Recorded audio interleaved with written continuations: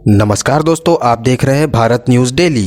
Party हाजिर हुए सन बाबा जी ना जी हाजिरी कबूल करो, इना उत्ते मेहर करो। एक्चुअल कहानी ऐसा है, बाबा जी 1966 में फौज और बाबा का पूरा हरभजन सिंह जो थे बाबा जी, वो इसी बंकर पे वो जिंदा थे तो ड्यूटी देते थे। दोस्तों, भारत एक ऐसा देश है जहां सेना और सैनिकों को काफी ऊंचा दर्जा दिया जाता है और यहाँ के लोग इनकी बहुत इज्जत भी करते हैं।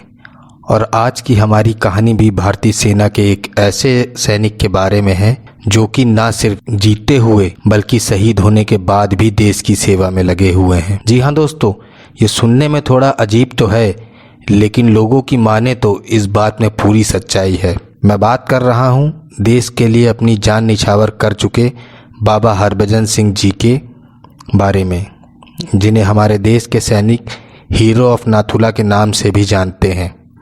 वैसे तो अभी तक बहुत ही कम लोग थे जिन्हें इनकी कहानी पता थी, लेकिन भारत के मशहूर यूट्यूबर भुवन बम के शॉर्ट फिल्म के आ जाने के बाद से लोगों को इनके बारे में जानने की इच्छा काफ़ी बढ़ चुकी है। तो चलिए दोस्तों, आज हम जानते हैं बाबा हरभजन सिंह की पूरी स्टोरी, किस तरह से वो अपनी मृत्यु के बाद भी देश सेवा में लगे हुए हैं। तो दोस्तों, इस कहानी की शुरुआत होती है 30 अगस्त 1946 से। पाकिस्तान के पंजाब में हरभजन सिंह का जन्म हुआ और दोस्तों, जिस समय उनका जन्म हुआ था उस समय देश पूरा देशभक्ति में डूबा हुआ था और शायद इसलिए उनके अंदर भी देश प्रेम और देश के लिए कुछ कर गुजरने की ललक हमेशा से ही थी। हालांकि विभाजन के बाद से वो भारत आ गए और उन्होंने अपनी शुरुआती पढ़ाई अपने गांव के ही स्कूल से की और डीएवी हाई स्कूल से उन्होंने अपनी 10वीं की पढ़ाई पूरी की। पढ़ाई पूरी करने के बाद बतौर एक सैनिक हरभजन सिंह ने देश की सेवा करना शुरू किया। उन्होंने पंजाब के अमृतसर में सेना ज्वाइन करी और फिर 30 जून 1965 में उन्हें 14 राजपूत रेजिमेंट में शिफ्ट कर दिया गया और उन्होंने वहां इंडिया पाकिस्तान के युद्ध में बतौर सैनिक कार्य किया और ये पहला मौका था जब उन्हें किसी युद्ध में शामिल किया गया था। हालांकि आगे चलकर उन्हें 18 राजपूत रेजिमेंट में ट्रांसफ़र कर दिया गया, लेकिन 4 अक्टूबर 1968 को सिक्किम में उनकी मृत्यु हो गई। उनकी मृत्यु की पीछे की जो वजह बताई जाती है वो ये है कि वो 14,500 फीट की ऊंचाई पर नाथुला नाम के पोस्ट पर तैनात थे, जो कि तिब्बत और सिक्किम के सीमाओं के बीच में है। लेकिन सेना के लिए सामान ले जाते समय वो ग्लेशियर में फंस गए और इसी वजह से उनकी मृत्यु हो गई। साथ ही बताया ये भी जाता है कि उनके शरीर को ढूंढने के लिए 3 दिन का समय लगा और फिर देश के लिए अपनी जान निछावर करने पर उन्हें शहीद का दर्जा प्राप्त हुआ। अब शुरू होती है वो कहानी जिसके ऊपर विश्वास करना थोड़ा मुश्किल है। साथी सैनिक ये बताते थे कि उनकी आत्मा ने उनका शरीर ढूंढने में ही उनकी मदद करी। उन्होंने अपने एक साथी को सपने में आकर बताया कि उनका शरीर कहाँ दबा पड़ा है और 3 दिन की कड़ी मुशक्कत के बाद सर्चिंग टीम को उनका शरीर बर्फ़ के नीचे दबा मिला। जब हरभजन सिंह की मृत्यु हुई तो उनकी उम्र 22 साल की थी। फिर 26 जनवरी 1969 को उन्हें महावीर चक्र से सम्मानित किया गया और दोस्तों, काफ़ी सैनिकों का ये भी मानना है कि बाबा हरभजन सिंह ने इंडिया और चाइना के बीच छिड़ी जंग में साथी सैनिकों की काफ़ी मदद की। लोग बताते हैं कि वो हमले से 3 दिन पहले भारतीय सैनिकों के सपने में आकर उन्हें चेतावनी दे जाते थे।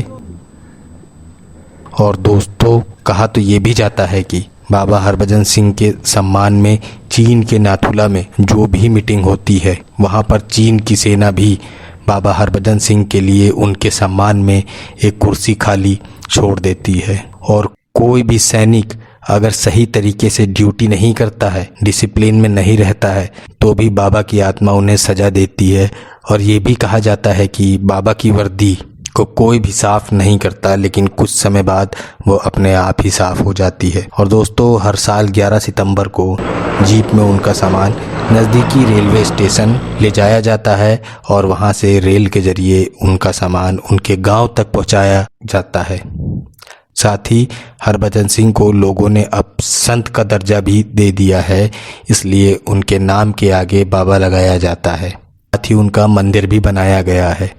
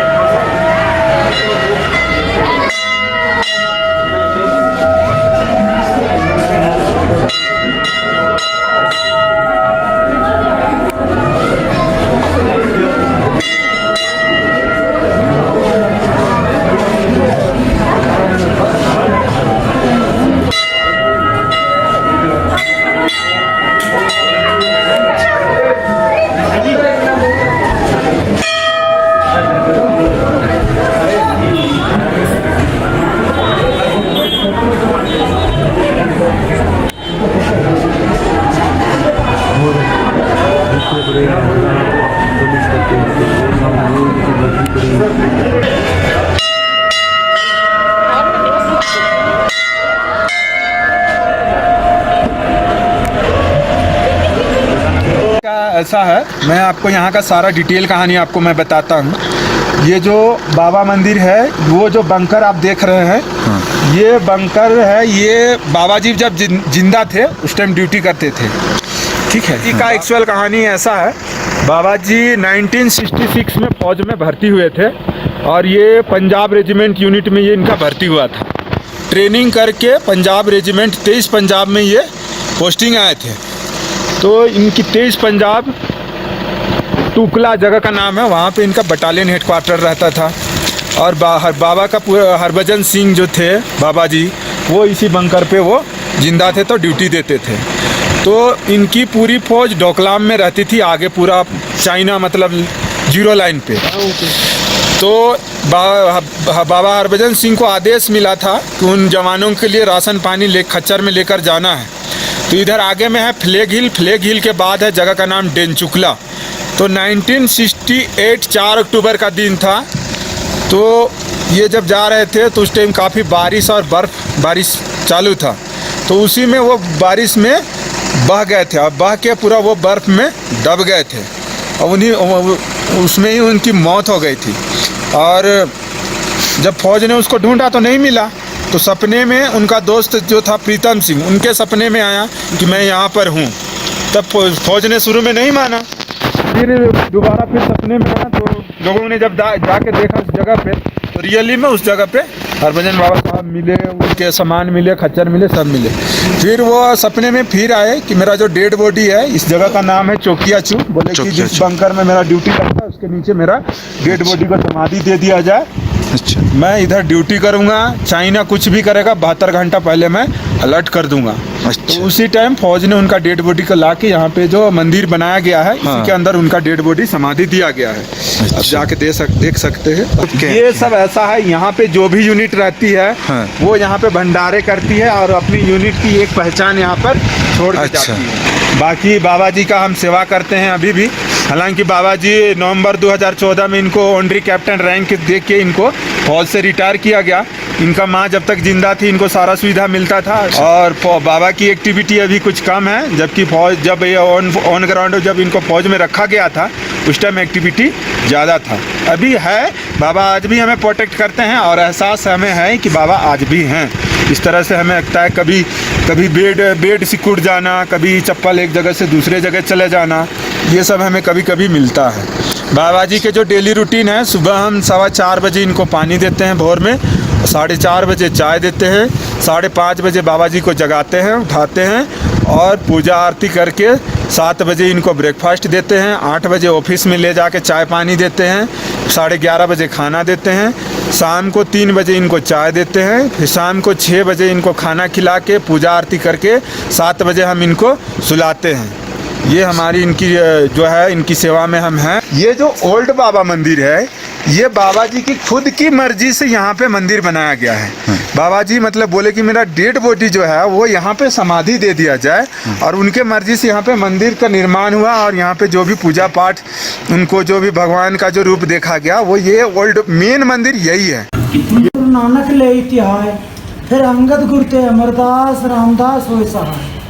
अर्जन हर गोविंद नो सिमरो श्री हरि राय, श्री हरि कृष्ण त्याइए जिस डिठे सब दुख जाए। श्री गुरु तेग बहादुर सिमरिए घर नौ निधि आए ताए, सब थाई होए सहाय। 10वें पातशाह श्री गुरु गोबिंद सिंह साहिब जी महाराज सब थाई होए सहाय। 10 पातशाहियां दी जोत स्वरूप श्री गुरु ग्रंथ साहिब जी दे पाठ दीदार तरस दा ध्यान रख के बोलो जी श्री वाहिगुरू। है निमाणियों ते मान, निताणियों दे तान, नियोटियों दे ओट, नियासरियों दे आश्रय। तन तन श्री गुरु नानक देव जी महाराज, तन तन श्री गुरु गोबिंद सिंह साहिब जी महाराज, तन तन श्री गुरु ग्रंथ साहिब जी महाराज। आप जी दे प्यारे प्यारे सोने बच्चे, तन तन श्री बाबा हरभजन सिंह साहिब बाबा जी महाराज, आप जी दे पवित्र दरबार विच आप जी दे बच्चे, आप जी दे दास डेंजल न्यूनेस, संतोष सिलवेरा, इरफान, खलीफा और दिलीप मेमेजस, अल्ताफ खालिफ, ये सहपाठी हाजिर हुए सन। बाबा जी इन्हां दी हाजिरी कबूल करो, इन्हां उत्ते मेहर करो, कृपा करो, दया करो। अपनी प्यारियां नजरियां सदा बनाए रखियो बाबा जी महाराज। सारिਆਂ ਨੂੰ घर परिवार ਵਿੱਚ सुख शांति ਦਾ ਪ੍ਰਵਾਨ ਕਰਿਓ। ਬੱਚਿਆਂ ਨੂੰ ਬਲ ਬੁੱਧੀ ਅਤੇ ਤੰਦਰੁਸਤੀ ਦਾ ਦਾਨ ਬਖਸ਼ਿਓ ਬਾਬਾ ਜੀ ਮਹਾਰਾਜ। ਸਾਰਿਆਂ ਨੂੰ ਚੜ੍ਹਦੀ ਕਲਾ ਵਿੱਚ ਰੱਖਿਓ। ਸਾਰਿਆਂ ਨੂੰ ਕਮਾਈਆਂ ਵਿੱਚ ਵਾਧੇ ਪਾਇਓ ਬਾਬਾ ਜੀ ਮਹਾਰਾਜ। ਭੂਲਾ ਬਖਸ਼ਿਓ ਸੱਟਾ ਚੋਟਾ ਤੋਂ ਬਚਾਇਓ। ਜੋ ਜੀ ਆਏ ਰਾਜੀ ਜਾਏ ਕਲਾ ਵਾਹਿਗੁਰੂ ਦੀ ਵਰਤੇ। ਨਾਨਕ ਨਾਮ ਚੜ੍ਹਦੀ ਕਲਾ ਤੇਰੇ ਭਾਣੇ ਸਰਬਤਰ ਦਾ ਭਲਾ। ਬੋਲੋ ਜੀ ਸ੍ਰੀ ਵਾਹਿਗੁਰੂ ਵਾਹਿਗੁਰੂ ਵਾਹਿਗੁਰੂ। ਬੋਲੇ ਸੋ ਨਿਹਾਲ ਸਤਿ ਸ੍ਰੀ ਅਕਾਲ। ਵਾਹਿਗੁਰੂ ਜੀ ਦਾ ਖਾਲਸਾ ਵਾਹਿਗੁਰੂ ਜੀ ਕੀ ਫਤਿਹ। इसी तरह की और खबरों के लिए हमारे चैनल को लाइक और सब्सक्राइब करें। धन्यवाद।